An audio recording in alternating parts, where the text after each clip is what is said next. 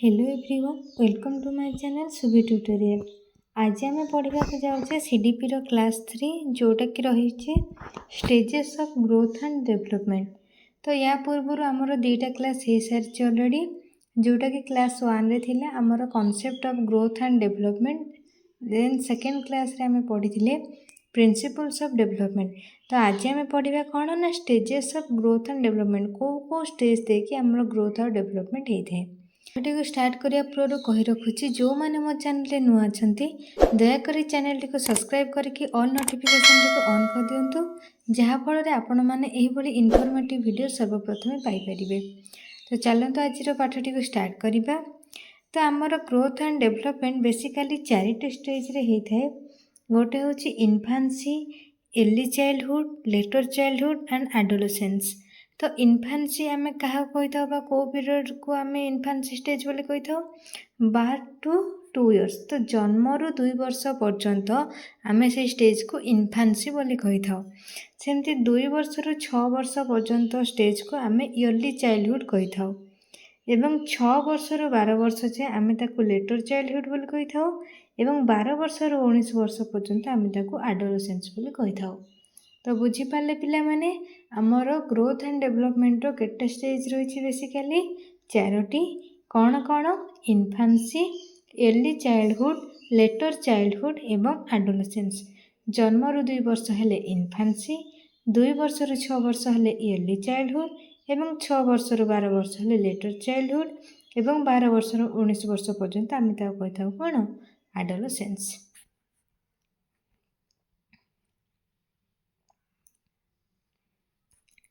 Next आम देखा different stage रो कौन कौन सब डेवलपमेंट होता है। तो फास्ट आम पढ़ा इन्फान्सी स्टेज रे क्यों सब डेवलपमेंट होता है एवं से डेवलपमेंट किभली भाबे होता है।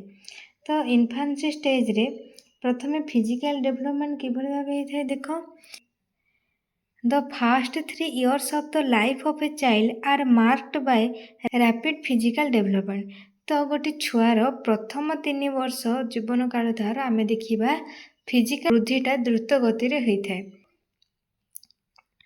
The size and weight of the child increase quite rapidly.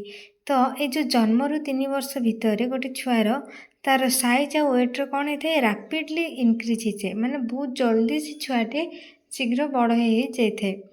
The child begins to have some muscular control as well. तो यही स्टेज रे गोटे चाइल्ड कौन शिखी थाए? मस्कुलर कंट्रोल बा तार मांसपेशी सबको किभली कंट्रोल करिवो ताहा से शिखी थाए। His capacity for manipulation increase. The motor development follows a definite pattern. तो जो मोटर डेवलपमेंट जमती आमर चलवा बसवा ये सब गोटे गोटे कौन गोटे डेफिनेट पैटर्न रे होता है। जमती कि मुझे प्रीवियस वीडियो कही गोटे पिलाटे चलवा पूर्व कौन दरकार, से प्रथमे ठिया ही पारिबा दरकार एवं धीरे धीरे से टिके पाद पकाया दरकार, तापर जाए से ठीक भाव चली पारि थाए। तो डिफरेंट जहाँ भी आमर रही आमर मोटर डेवलपमेंट किसी ना किसी डेफिनेट पैटर्न हिसाब से ही होता है। It follows the laws of cephalocaudal and proximodistal sequence. तो सेफालोकोडल प्रॉक्सिमो डिस्टल माने कौन? हेड रु फीट रीजन पर्यंत होता है। ताहले आम कौन कही था? कोडल डेवलपमेंट। जदि आमर डेवलपमेंट सेंटर रु बॉडी रो आउटर जाए आमर डेवलपमेंट हुए, फास्ट सेंटर पार्ट डेवलपमेंट हुए, देन आउटर पार्ट डेवलपमेंट है आम कौन कही था? प्रॉक्सिमोडिस्टल सीक्वेंस ऑफ प्रॉक्सिमोडिस्टल डेवलपमेंट बोली आम कही था। With the gradual progress in age, बयस बढ़िया सहित the infant can show arm control, hand control, hand performance etcetera. तो धीरे धीरे से बाहु को तार केमती सी कंट्रोल करिवो, को समय रे ता केमती व्यवहार देखिबा दरकार, एवं हैंड कंट्रोल हाथ को समय रे केमती सी कंट्रोल करिवो, एवं धीरे धीरे हैंड परफॉर्मेंस जेमती कि देखो तमे एग्जाम्पल देले बुझीपार। The infant begins throwing at 6 months। He can throw a ball by 1 year, play catch by 2 and considerable skill by 6 year।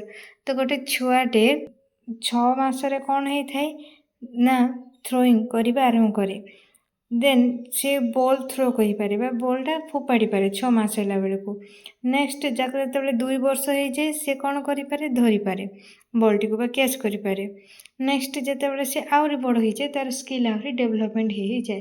तो तुम ए कौन देख ना गोटे चाइल्ड गोटे सिक्वेन्स पैटर्न जाए ना सी आग कौन से क्रिकेट बॉल से खेलीदेला कि ना, तो से डेफिनाइट पैटर्न अनुଯାयी सब तार डेभलपमेंट है। तो बुझीपार पिला माने फिजिकल डेभलपमेंट कौन। नेक्स्ट देखिए लैंग्वेज डेभलपमेंट इन्फान्सी टाइम आमर केमती होता है। To start with, child can only giggle and cry as expression of pleasure and pain. तो जिते बड़े चाइल्ड सी प्रथमे कौन करता गिगिल बा खने के टिके कथा कहवाक ता निज भाषा रे चेष्टा करे। देन से तार एक्सप्रेशन तार जहाँ नीड थाए से क्या माध्यम प्रकाश करे प्लेजर एंड पेन। जदि खुशी थाए ता मुहर कौन देखा जाए स्माइल। जदि किसी जंत्रणा होता है से कौन करता है कांदी थाए।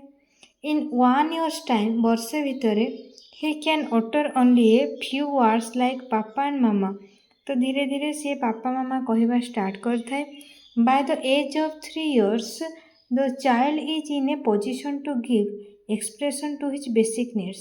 तो जिते बड़े चाइल्ड को केते वर्ष हो जाए 3 वर्ष सी तार निजर जहाँ भी किसी रिक्वायरमेंट है सी ताको जनाई थाए तार ओन लैंग्वेज रे।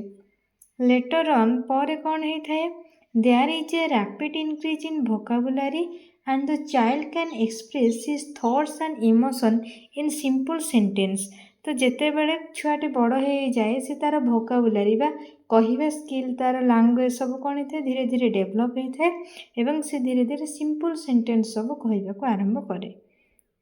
Language development is also affected by the socio-economic environment of home। तो आमर ये लैंग्वेज डेभलपमेंट क्या ऊपर डिपेंड कर सोशियो इकोनॉमिक एनवायरनमेंट बा आमर चतुर्पार्श्वर जो सामाजिक और आर्थिक परिवेश रही तापर निर्भर करे। Better environment and greater attention bye parents help in speech development. तो गोटे चाइल्ड को जदि भल परिवेश एवं तार पेरेंट्स मान भल अफेक्शन मिले ताहले गोटे छुआर कौन होता है ना तार डेभलपमेंट भल भाव बेटर डेभलपमेंट देखा दे था से छुआ भितर। For the size of vocabulary we have the data given by Smith. तो ये जो वोकाबुलरी स्मिथ गोटे डाटा देते माने कौ स्टेज रे बा स्टेज तो नुहे केते मंथ हेले छुआटी केतेटा वर्ड किंबा केते ईयर हेले छुआटी केतेटा वर्ड कहि पारे ताको नै कि स्मिथ गोटे डाटा देछंती। तारे देखियो चलन सेटा इम्पोर्टेंट। जेते बेले 8 मासर होइथाय छुआटी किछि मध्य कथा कहि पारे नै। जेते बेले ताको वर्षे होइथाय से 3टा वर्ड कहि पारे।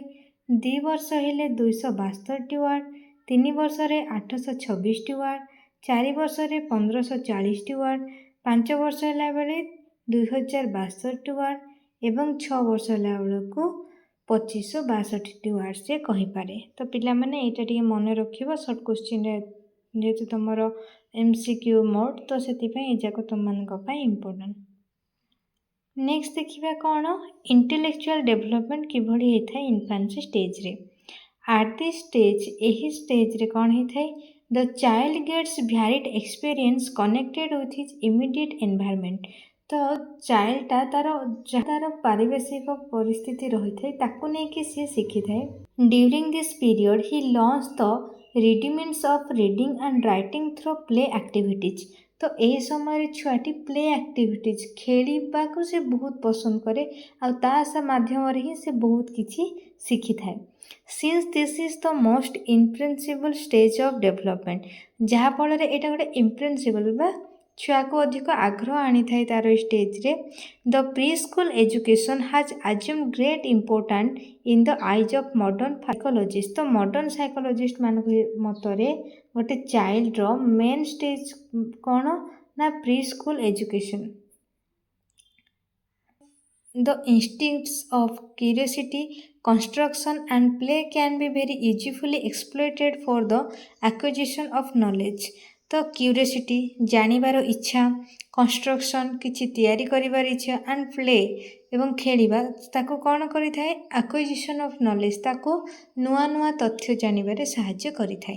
तो बुझी पारले पिला माने इन्फान्सी समय इंटेलेक्चुअल डेभलपमेंट कौन ना एही स्टेज रे छुआटी से विभिन्न खेल माध्यम रे तार एनवायरनमेंट रे कौन होची कौन नै ପ୍ରି ସ୍କୁଲ ଏଜୁକେସନ୍ ଏହିସବୁ ମାଧ୍ୟମରେ ସେ କ'ଣ କରିଥାଏ, ବିଭିନ୍ନ ପ୍ରକାର ନଲେଜ ଆକ୍ୱାର କରିଥାଏ। ନେକ୍ସଟ ଦେଖିବା କ'ଣ ନା ଇମୋସନାଲ ଡେଭଲପମେଣ୍ଟ କିଭଳି ହେଇଥାଏ। The infant express the emotion of pain and pleasure, and by his emotion get further classified into anger, fear, attention etc. ତ ପ୍ରଥମେ ଛୁଆଟି କେବଳ ତାର ସୁଖ ଏବଂ ଯନ୍ତ୍ରଣା ବିଷୟରେ ଜାଣିଥାଏ।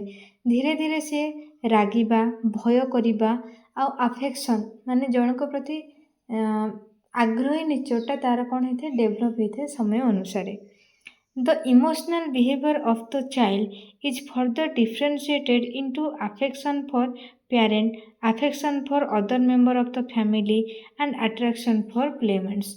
ତ ଧୀରେ ଧୀରେ ଛୁଆଟି କ'ଣ ଶିଖେ, ବାପା ମାଙ୍କ ପ୍ରତି ସ୍ନେହୀ ହେବା, ନିଜର ପରିବାର ସଦସ୍ୟ ପ୍ରତି ସ୍ନେହୀ ହେବା ଏବଂ ତାର ସହସାଥୀମାନଙ୍କ ସହିତ ସେ ପୁରା ଆଫେକ୍ସନ୍ ବା ତାର ଏମିତି ସିଏ ଆଟାଚ୍ ହେଇଯାଏ, ଯେମିତିକି ତମେ ଦେଖିଥିବ ଛୁଆମାନେ ସାଙ୍ଗସାଥୀ ନହେଲେ କିଛି ଜଣ ଅଛନ୍ତି କାନ୍ଦି ପକାନ୍ତି। ତ ଏଇଟା ସବୁ କ'ଣ ପାଇଁ, ତାଙ୍କର ଇମୋସନାଲ ଡେଭଲପମେଣ୍ଟ ଦେଖାଯାଇଥାଏ ସେଇ ଇନଫାନ୍ସି ଷ୍ଟେଜରେ। At this stage the emotion begin to be originated in sentiments. ତ ତାଙ୍କର ଯେଉଁ ଇମୋସନଟା କେଉଁଠୁ ଷ୍ଟାର୍ଟ ହେଇଥାଏ, ସେଣ୍ଟିମେଣ୍ଟରୁ।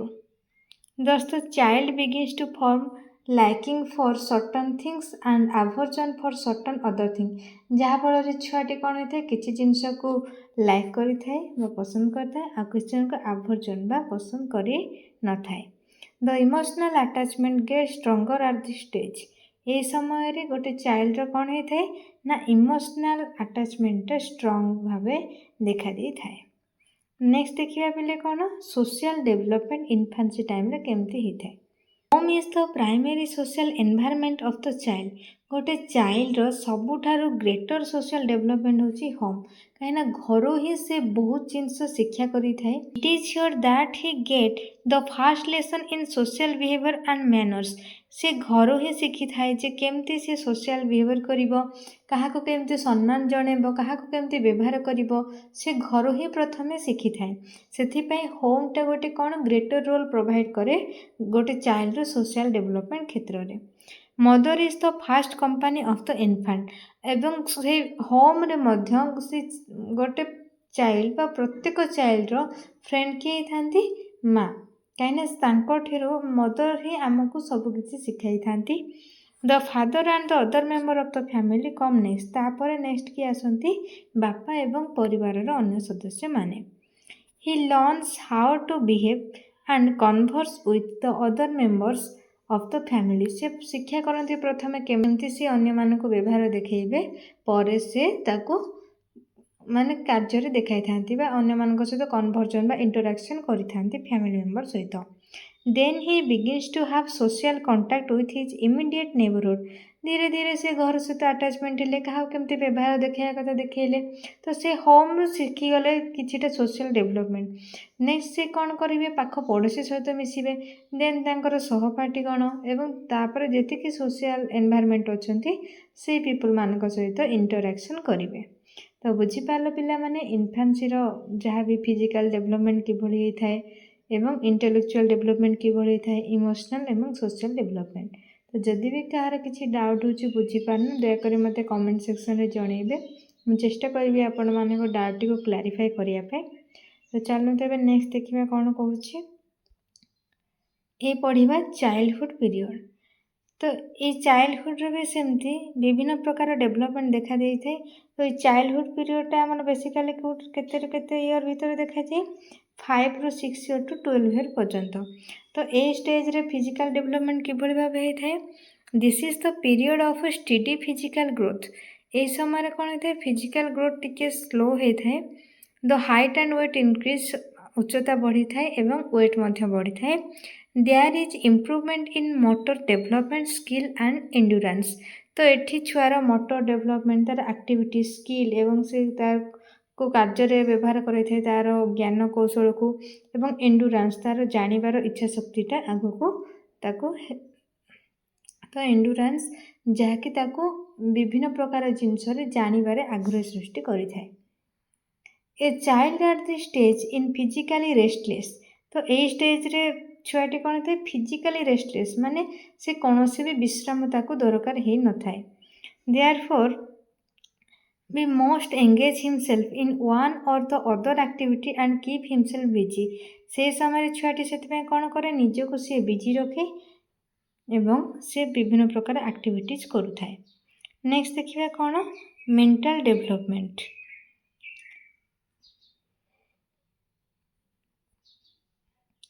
This is the stage of intellectual advance. The child develops powers of observation, reasoning and abstract thinking.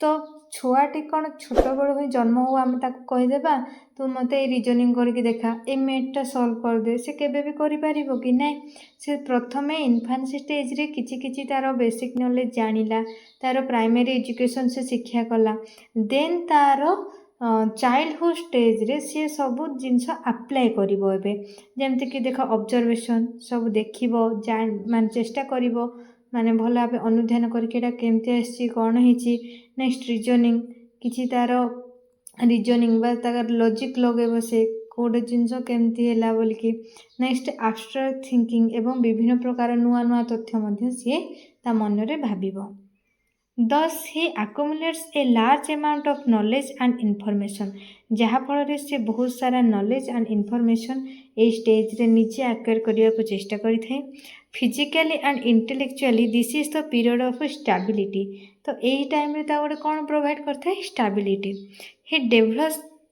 he develops interest in reading and other literary pursuit तो यही समय से पढ़ा एवं लिटरेरी प्रति से परस्यूट आग्रही होता है नेक्स्ट देखिए सोशल डेवलपमेंट ए टाइम रे केमती होता है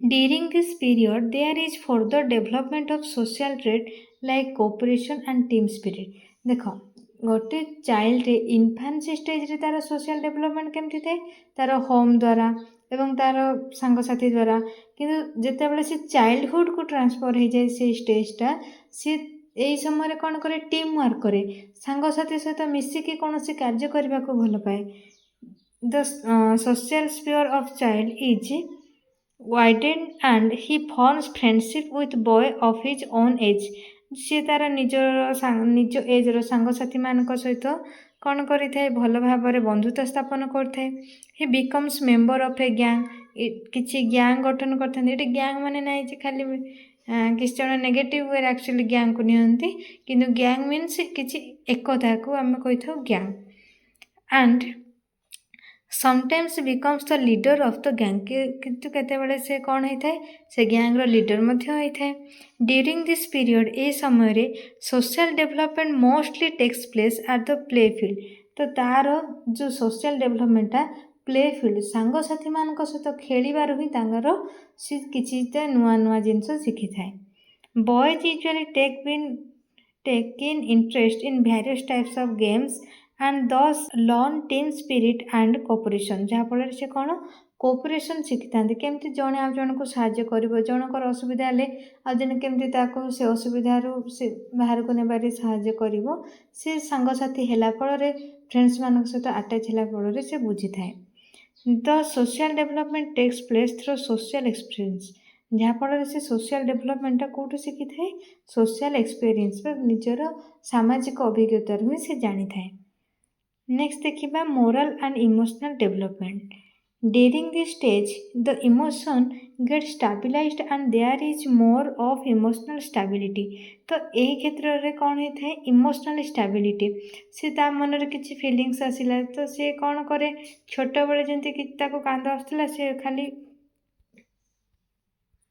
तो छोट बेले जमती छुआटे कांदुला निजर इमोशनल माने इमोशनटा से कांदिकी तार मसल इंटराक्शन द्वारा जमती एक्सप्रेस करूला तो सेमती से बढ़ला पर इमोशन को एते जणाई न थाए सेठी तार स्टेबिलिटी आस जाई थाए a very intelligent and careful guidance is required at this stage to bring about right and moral conduct of the children during this stage तो यही समय निजर बुद्धि एवं गाइडेंस अन्य मानकर सहायता ही ताको आगो को नहीं थाए example rather than advice will be more effective in his respect तो कौन adolescence Adolescence is that phase of human development during which boys and girls move from childhood to adulthood. ତ ଯେତେବେଳେ ଜଣେ ଚାଇଲ୍ଡହୁଡ଼ରୁ ଆଡଲ୍ଟହୁଡ଼କୁ ଆସେ ସେଇ ଷ୍ଟେଜ୍କୁ ଆମେ କ'ଣ କହିଥାଉ? ଆଡୋଲସେନ୍ସ ବୋଲି କହିଥାଉ। Mentally, emotionally, physically and socially, ତ ସବୁ କ୍ଷେତ୍ରରେ ତାର ଡେଭଲପମେଣ୍ଟଟା ଟ୍ରାନ୍ସଫର୍ ହେଇଥାଏ କେଉଁଠୁ? ଚାଇଲ୍ଡହୁଡ଼ରୁ ଆଡଲ୍ଟହୁଡ଼କୁ। Thus adolescence is a period of rapid development. ଏହି ସମୟରେ ବହୁତ ଡେଭଲପମେଣ୍ଟ ଦେଖାଯାଇଥାଏ। This period of development has great fascinated for the educationist because of its importance and impact on the total development of human personality। ତ ଏ ଆଡୋଲସେନ୍ସ କ୍ଷେତ୍ରରେ ହିଁ ଗୋଟେ ଚାଇଲ୍ଡର କ'ଣ develop ହେଇଥିଲା? ପର୍ସନାଲିଟି ବା ତାର ବ୍ୟକ୍ତିତ୍ୱ। ତ ଆଜିର ଭିଡ଼ିଓରେ ଆମର ଏତିକି ଥିଲା। ଷ୍ଟେଜେସ୍ ଅଫ୍ ଡେଭଲପମେଣ୍ଟ ଆମର 4ଟା stage: infancy, early childhood, later childhood ଏବଂ ଆଡୋଲସେନ୍ସ। ତ ଆଶା କରୁଛି ଏଇ 4ଟି ଯାକ ଷ୍ଟେଜ୍ ଆପଣମାନେ ଭଲ ଭାବରେ ବୁଝିପାରିଥିବେ।